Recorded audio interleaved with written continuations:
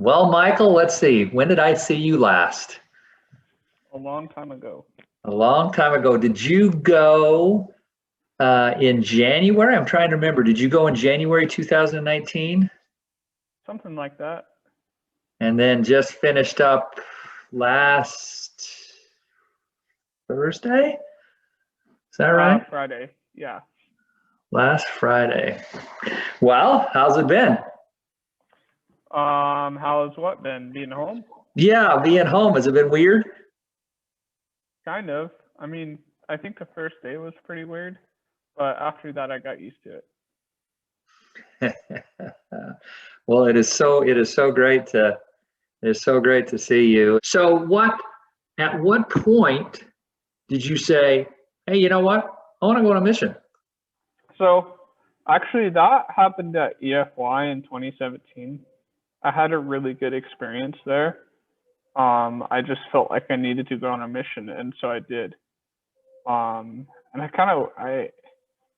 so that's really what sent me over. And then there were some times kind of later, like closer to when I actually went, probably like in the August or September time period, when I was like not sure, kind of debating back and forth whether or not I wanted to go. And the biggest thing for me was just like learning, well, having life experiences on the mission, learning how to, frankly, how to talk to people. I felt like that going on a mission would help me with those things, and I think it did to a certain extent. That being said, I don't think that people should go on a mission for that reason. So why should they go? I mean, that's an interesting thought. So why, you've lived it now, so why should you go?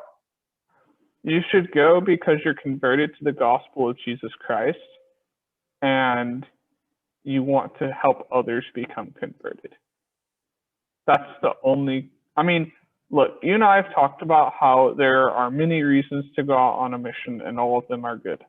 And I'm not going to tell you they're not, but I will say that in my experience, the missionaries who were converted and wanted to share the gospel were the ones who did the best.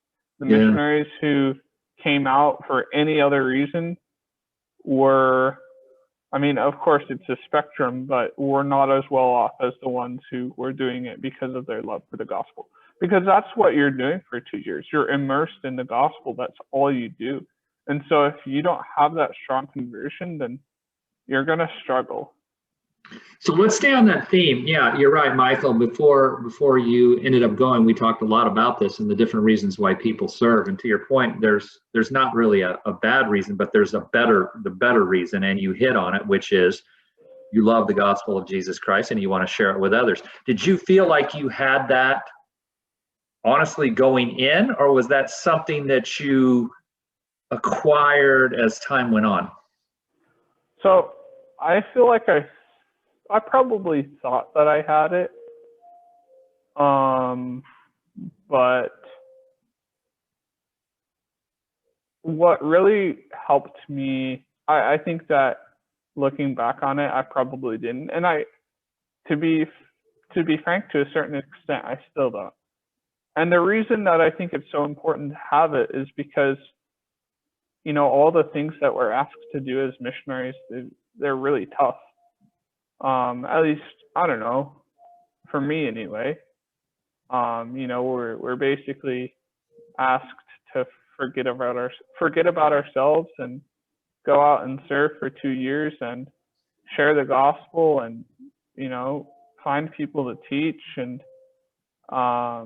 you know, only study the scriptures. And I think that the principle there is that, you know, it really is all your heart, might, mind, and strength.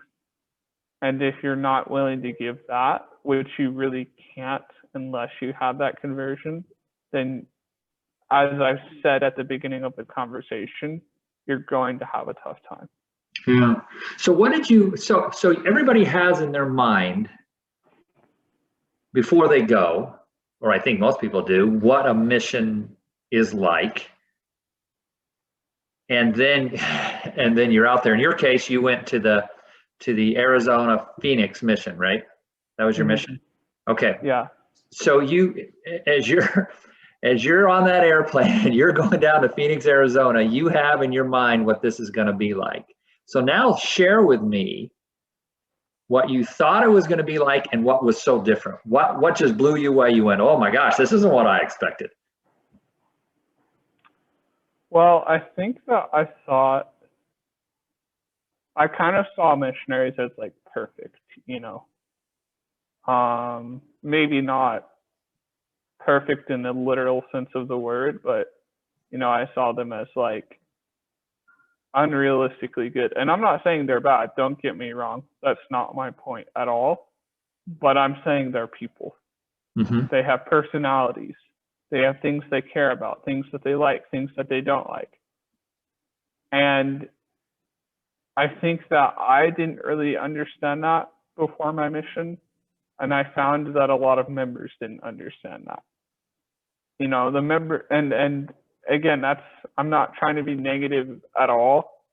That's just kind of the big thing that I noticed is like, just that, you know, we're out there, we're dedicating ourselves, but we're also still us, you know? And I think that there's a perception of, and I guess you're supposed to lose yourself in the work to a certain extent, but you still like keep the good parts of your personality. And I mean, you know, things like that. Sure. Absolutely. I think another thing that surprised me is, this is kind of a funny one, was the cars that we have as missionaries. I was like, I heard that our mission had cars, and I was thinking of like, okay, these are probably going to be like late 90s, early 2000s, like junk cars that the church just spent the most minimum amount of money on just so the missionaries could get from point A to point B.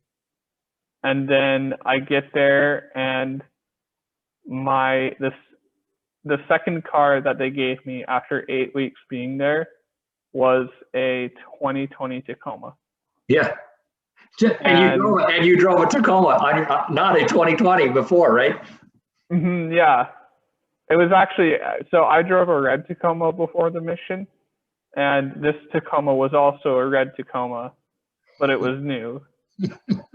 So you upgraded your vehicle on your mission. Basically. Yeah, just like, and that wasn't all. Like, not only did I get a new car, but like all the cars, I don't know if you know this, but the church tries to make sure that the missions don't have any cars that are more than 4 years old. Yeah. And that's just for safety reasons.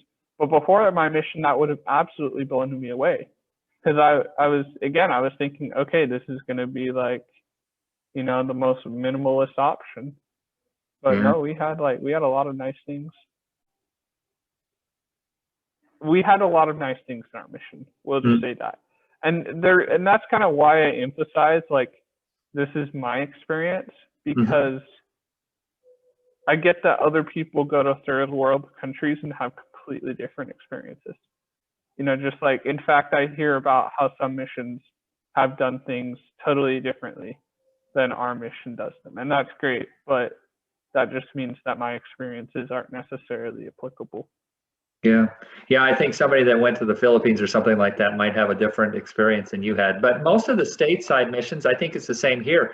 I mean, the missionaries that are serving here in Keller or in the Colleyville Stake, they have nice cars and they live in pretty decent apartments. And so that particular part of the mission, the housing and the transportation, isn't necessarily difficult. There's other challenges that you have in the United States that you don't have in some of the other areas. Yeah, and actually, to kind of touch on that, like, I feel like that was kind of our thing, was like, if you go to Central or South America, or if you go to Africa or some other of these like less wealthy areas where the people are more humble because of their circumstances, and this was even true in like the poorer parts of our mission. Like, you could generally find people to teach, or at least from the stories that I heard. I haven't personally experienced it, so I can't say for sure.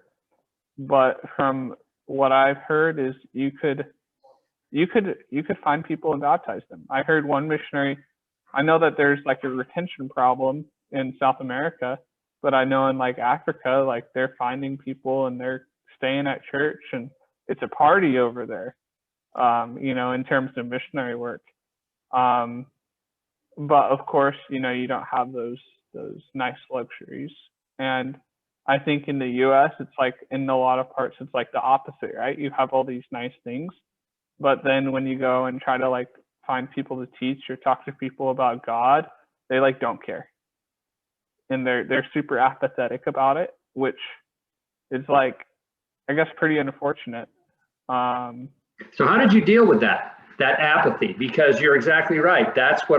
There's so many missionaries in the United States now because they can't move them out to the rest of the world. So they're loading up in the United States with all these missionaries. And to a large extent, most people in the United States, unless they've recently immigrated, they know a little bit about the church and they're kind of hands off on it. So how did you deal with that apathy? Well, I think that I dealt with it differently than a lot of missionaries do. And you have to, so if people are going to be hands off, you have to be hands off with people. And I think that the best way to do work here is that you need to work with the members of the church and help you find people to teach. Because almost, not that we're going out and knocking doors and street contacting and stuff like that, but even if we were, most people won't talk to you. But people talk to their friends. People are open to ideas that they hear about from their friends. And so that's how you connect with people. The other thing that I would say is like, heed the apostles' counsel about being normal and natural in missionary work. I had one missionary tell me that, normal and natural doesn't apply to us. And that made me so frustrated because I was like, you're ruining the opportunities that we have here because people aren't going to talk to us if you don't respect them in their space. Do you think part of the, as you say, the push that some of the missionaries make, is that the culture? Did you ever feel that missionaries felt the pressure of, oh man, I've got to go I've got to go teach, I've got to go baptize, I've got to get these numbers, I've got to feel successful? How much of that comes from the missionary versus the mission versus just the job itself? So I know that in our mission, or in my mission, I never felt pressure to get numbers personally. Because if you're pressuring yourself just to get numbers, then you're doing it wrong. I know that sometimes, like my first mission president was a really numbers-oriented guy, and so he would talk about them a lot. But for the most part, he was never, like I've heard in some missions that it's like they'll really get after you if you don't have certain numbers. That was never a thing in our mission. Mm-hmm. But I think that some missionaries, like I had one zone leader who really got after the zone, after the whole zone found 3 people in a week. And I didn't really see how that was productive, because either there just weren't people to find that week, or the whole zone is being lazy. And I don't really think that the whole zone was being lazy. Right. And just to go out and assume that and say, guys, we got to find harder. You can't, there's not really a way to find harder, mm-hmm. especially if you're not out talking to people. Um, and that's kind of the problem I ran into at the end of my mission was like, I didn't really know how to find people because the only thing we had to do was go through our area book directory and call people. And so it was like tough to know how to do that. Yeah. So talk to me about you had this interesting experience of basically the first year of your mission was non-COVID, traditional missionary work. And then COVID hits about March of this year. So the last 9 months of your mission, it's totally different. How, for the rest of your life, Micheal, you're going to be a COVID missionary. It's so amazing. Think about it. 50 years from now, people are going to be out there talking about, in general conference and different times, talking about what it was like to be a COVID missionary. You were in this special time. So how was it different before COVID and then once COVID hit? How did that change what you were doing? I mean, it changed everything, you know. Our mission, we had Facebook in our mission. Like it was a thing that we had on our phones, but it was in name only. You know, there was really no training on how to use it. We just kind of had it, and people would sometimes post gospel messages on their personal profile. But by the time I left, Facebook had become its own separate operation. It really taught us how to do missionary work online, which I will say is it's probably the most effective tool that missionaries have for finding by their own efforts. Especially if because the church has started to pay for, each mission has Facebook pages and the church has started to sponsor those pages. And so they get visibility across Facebook. And so more people will see them and hopefully be interested. That's probably the best way that missionaries have to find. So I'd say that was a big difference. Being in my apartment a lot was a big difference. You know, I think that, we were out a lot. I mean, you basically woke up in the morning, maybe came back for lunch, and then you wouldn't come back until the evening. Mm-hmm. And during COVID, you were just there all the time. How was there that? was nowhere else to go. I mean, tough. Yeah, I mean, companionships are not easy under the best of circumstances. I can only imagine when you're with, and most of the time, were you with just another missionary, or was there like 4 in your apartment? So most of the time there was 4 in our apartment. I've heard that some missions do have 2, where they'll only have a companionship in each apartment. But in our mission, we had more. And so, I would say there was only one area where I lived by myself, and that wasn't even a whole transfer. It was only 4 weeks. So I was always blessed to have lots of missionaries around me, and I was blessed to have good companions. I definitely had some hard companions, but there aren't any of them that I can think of that, I think of as oh, they're bad, if that makes sense. All of my companions, we, at least during COVID, we got along, and so it worked out pretty okay. Who was let's stay on this companion piece. So I'm always interested. Did you have a companion that was your favorite companion that you just totally connected with and you knew you had it going on? And if you did, why? What made that one different? So, the one that comes to mind, his name was Elder Jackson. And I really liked him because I think we shared a lot of common interests, and he helped me to be a better missionary through his example. Um, and we had a lot of good opportunities to do that. And so it was really nice to be his companion, because this was before COVID. We would go out and we would street contact, but we were also best friends. So like in between our contacts, we would just talk for hours. And so we were able to get a lot of work done while having a lot of fun. How long were you able to be with him? Was that multiple transfers or? No, it was just one transfer. Most of my companions were only for one transfer. Yeah. So Our mission president likes to move us around a lot. Yeah. 6 weeks with this elder Jackson.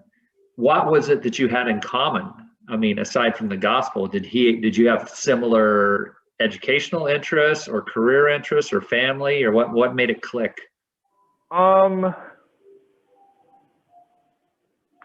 So both of us were into technology. In fact, he also had an IT job coming out of high school. He helped in this doctor's office. I'm trying to think. I haven't talked to him in so long. But sometimes it wasn't even common interest. It was just like we just had good conversations. Yeah. Like, yeah. Because I feel like as missionaries, it's like you can click with people that you wouldn't normally click with because you're not off doing your own thing. Yeah. Yeah. Yeah, it's real interesting with companions. So shift gears. How much time pre-COVID, how much time were you able to spend in personal study? And did that change? Was there more time available during COVID times? I mean, like we had an hour of personal study every day, and that was technically the same during COVID. I mean, was there more time available? Sure. Because like you didn't always have lessons and stuff going on, but I don't think that people spent their time just sitting in the scriptures while they didn't have anything going on. Like some people would go to the church, or just talk to their companion, or whatever. I mean, I know a few missionaries did, but it wasn't like we were expected to study more. Yeah. Did you enjoy your time? Was that something that you enjoyed? Was this personal study? Yeah. It was for me.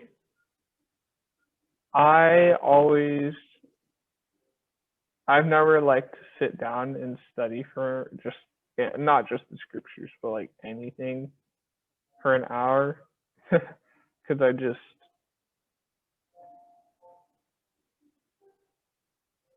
I guess it kind of gets a little bit old after a while. Mm-hmm. And so for me, personal study was like, and the other thing about it too is like when I assign tasks to myself, I like to say like, okay, when I've read X or when I've completed Y task. But what I really don't like is when it's just like you are expected to do this for X amount of time. And so sometimes it was a struggle to like, not get distracted by personal study. But I think on the days when I did it really well were probably the days that I remember being the most happy. Just like I would always come out feeling good about it. All right. So talk to me about some of the towns you served in and what area ended up being your favorite and why. Okay, so my first area I served in Western Flagstaff and Williams, Arizona. Williams and the Grand Canyon, that was pretty cool. That being said, there isn't much in terms of people up in the Grand Canyon, and especially missionary work, because first of all, you can't proselyte in the Grand Canyon Park at all. and then the town that's outside, this is the south rim of the Grand Canyon. So the town right outside of it is called Tusayan, and that town is completely corporately owned.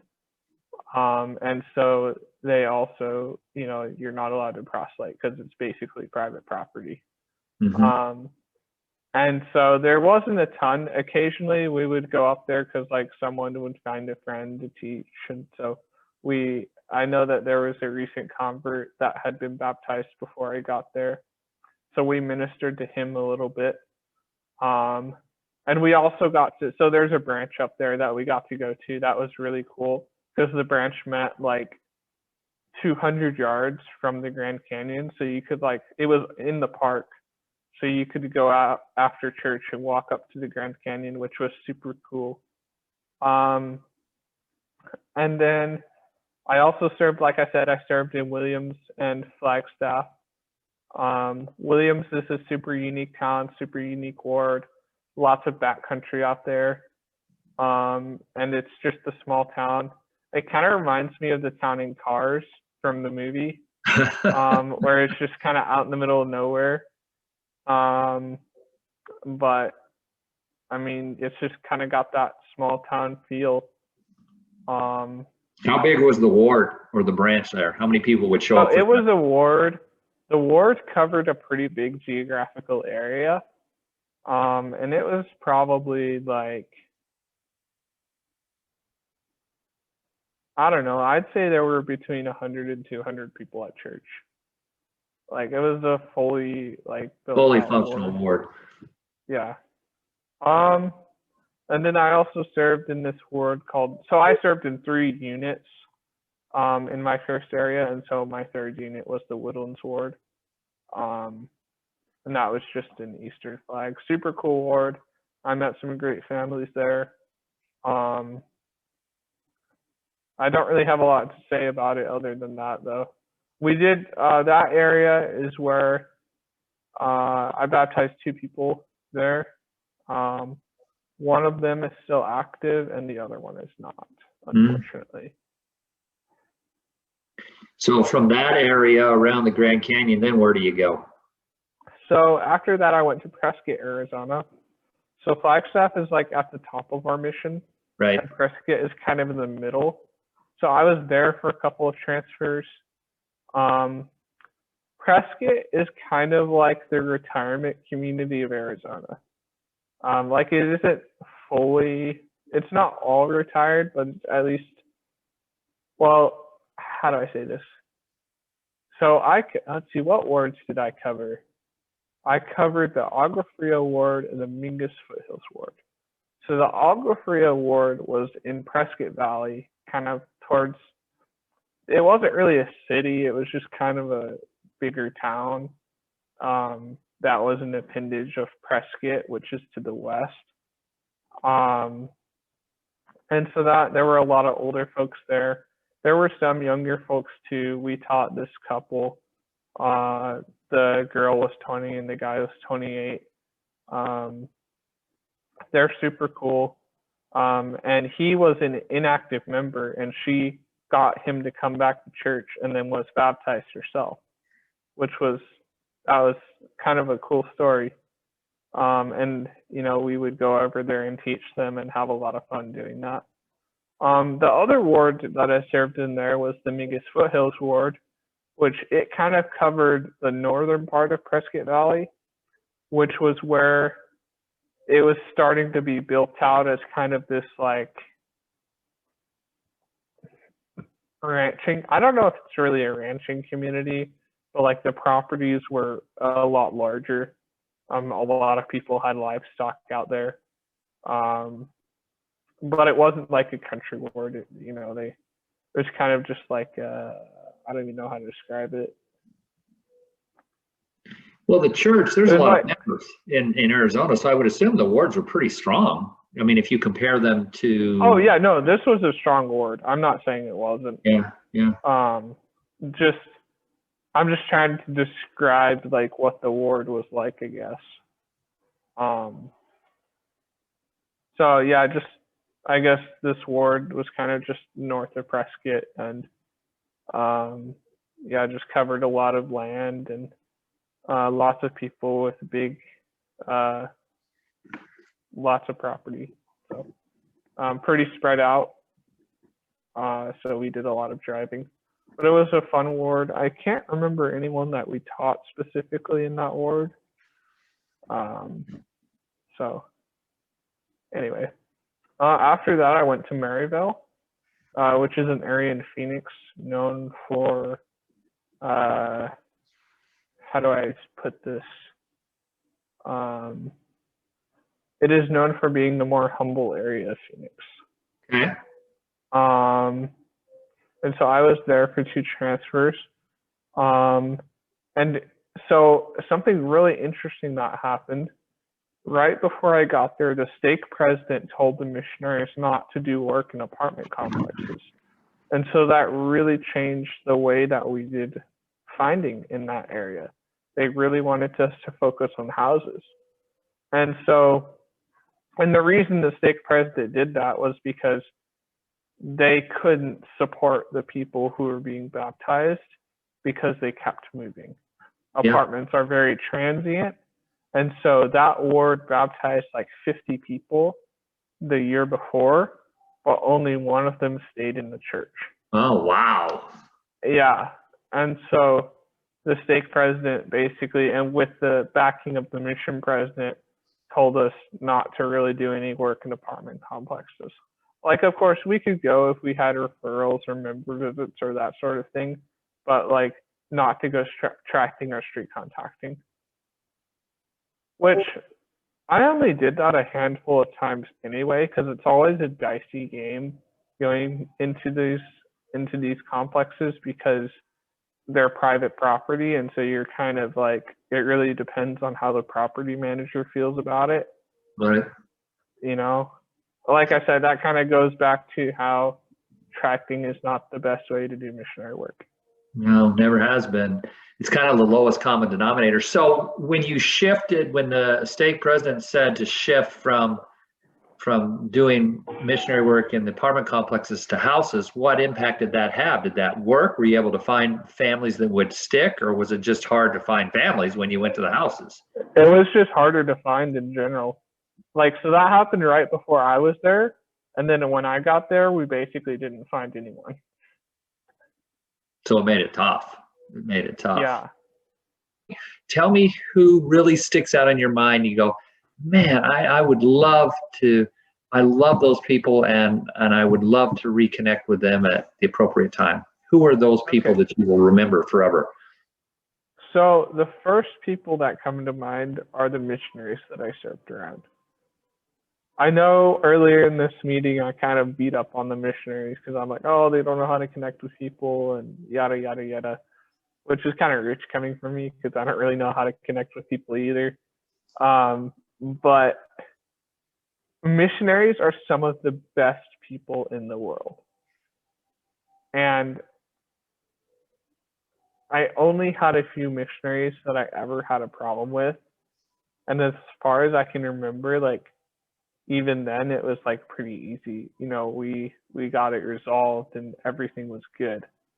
And so the number one people that I'll remember are my companions and the missionaries, like I said, the missionaries that I served around, just because of the spirit that they bring and the way that they impacted my missionary service. The next thing that the next person that I probably will remember, there was a family up in Flagstaff. They were super cool. This is kind of more of a fun one. They just had a lot of fun stories. Their kids were super fun to be around. That's really the difference between, I feel like, a lot of people, when whether or not they're successful in their pursuit of the gospel, is if they're willing to do the simple things like praying and reading their scriptures and coming to church, then they'll probably make it the rest of the way. Well, hey, that's like us, Michael. If the members of the church will show up to church, will pray sincerely, and will study, there's a pretty good chance, there's not a 100% chance on anything, but there's a pretty good chance they're going to stay faithful in the gospel. You've got to put the effort in. Yeah. I mean, and like I said, that was just like the biggest difference between the people who, because I worked with a lot of people, and the people who had kind of that light around them, you know, and the people who were really struggling their lives. Because the reason I say, you know, reading the scriptures and doing these things and kind of how it makes a difference is because anyone can do it. It's not like you have to be Superman, or you have to be wealthy, or you have to be smart, or anything like that. Anyone can read anyone can study the scriptures, even if you don't have a lot of time. You know, if you just take 5 minutes and read one verse. I think we talked about this in preschool. How important that is and how much of a difference it makes. And you can really tell when people don't do that, you know? Because if you invite someone to read the scriptures and they at least try, that tells you that they tried. Right. So let's talk about the gospel itself. Was there a principle of the gospel that you really learned to love and appreciate, or principles of the gospel that you really learned to love and appreciate on your mission? So the biggest thing that I really learned to love and appreciate on the mission was the atonement of Jesus Christ and kind of the grace of Jesus Christ and how all of that works. And I had a couple of interesting experiences with that. The first one was we were talking to this was toward the beginning of my mission, so I didn't really know a lot, and outside of context it's not really that significant, but we were out street contacting when we talked to this Baptist guy, and he was telling us all about how, you know, and I don't know that much about Baptist theology, so this might be just the way that this guy described it or the way that I remember it, but he was talking about how, you know, we don't have to do anything because we're saved by grace. And of course we disagreed, but at the time I didn't really understand why. But later in my mission,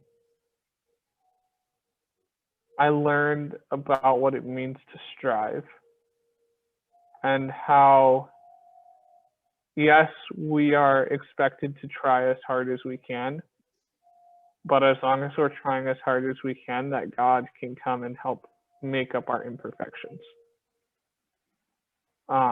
There is a talk called Be Therefore Perfect Eventually by Elder Holland. Right. And now this isn't necessarily doctrine of the church, because there's a certain process that things have to go through for them to be official doctrine. But he says that we are not required to be perfect in this life, and that perfection is a gift that will come at some point to us. Now, it could come in this life. I think we saw that with the brother of Jared, for example. But that gift will come to us at a certain point in the future as we strive for it. And so I think for me, that really changed my perspective from one of, well, if I'm not perfect today,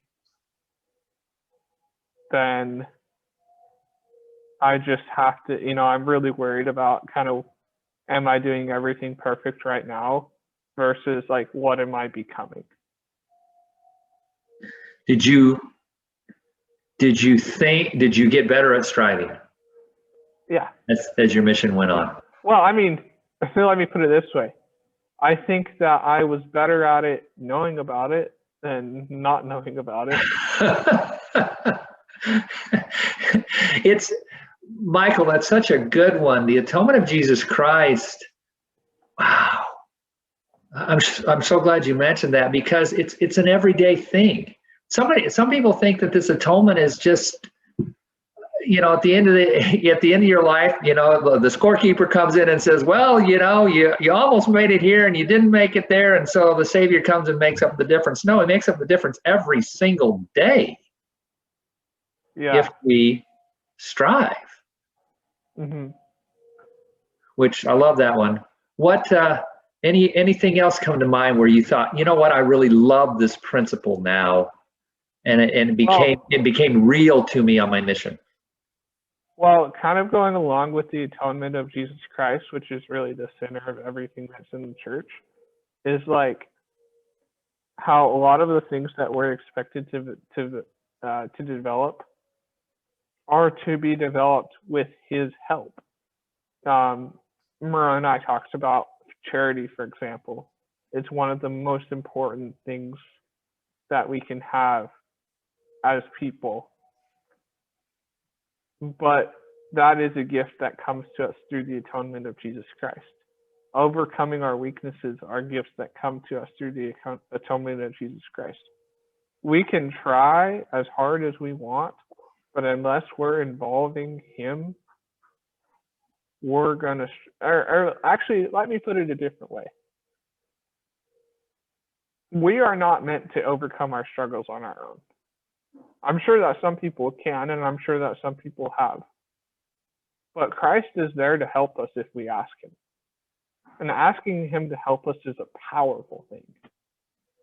And I think in a lot of ways, if you're really struggling in your life, and you say, God, I really want to return to live with Thee. Please help me to become in such a way that I can do that. Then I think you fought half the battle right there. Mm-hmm. Because the through the power of the atonement, He can help you, give you the strength to do whatever it is that you need to do to become perfect, to become celestial. And I think that's a powerful principle. Oh, so powerful. Alma talked about it in Alma 32. It all starts, this whole thing starts with belief, or sorry, not belief, with desire. Desire. Yeah. If you just desire, then it can turn into a belief and faith, and then you're on the road, but you have to have the desire. Yeah. That's really good. So, I ask each of the missionaries this question. It's probably my favorite question to ask. What habit or change did you make on your mission that you go, you know what, I want to keep that going for the rest of my life? If I learned this on my mission, and if I can just do whatever it is ongoing, then I'm going to have a lot better life. Planning and having a calendar. Okay. That's not something I ever did before my mission, but it is super important. Yeah. No, I think it's a great answer.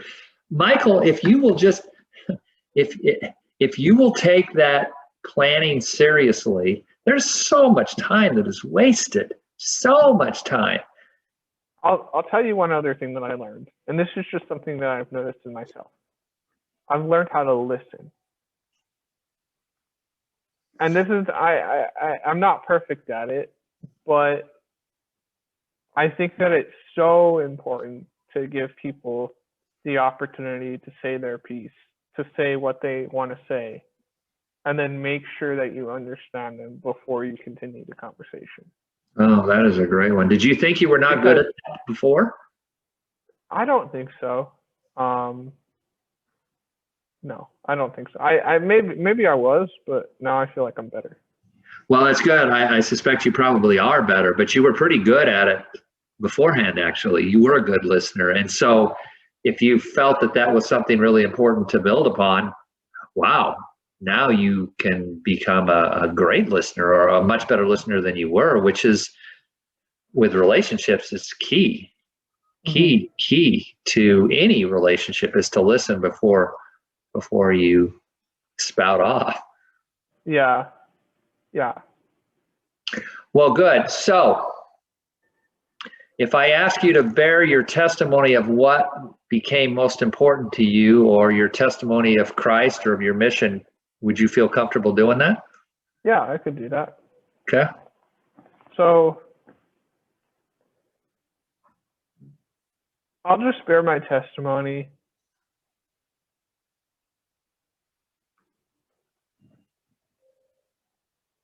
I believe the Book of Mormon is true.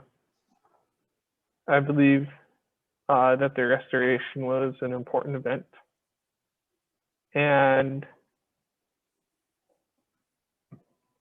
I believe that each and every one of us can receive the help that we need through Heavenly Father and Jesus Christ.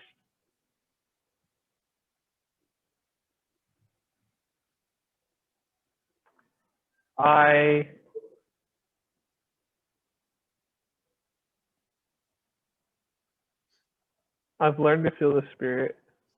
I know what that feels like, and it's good.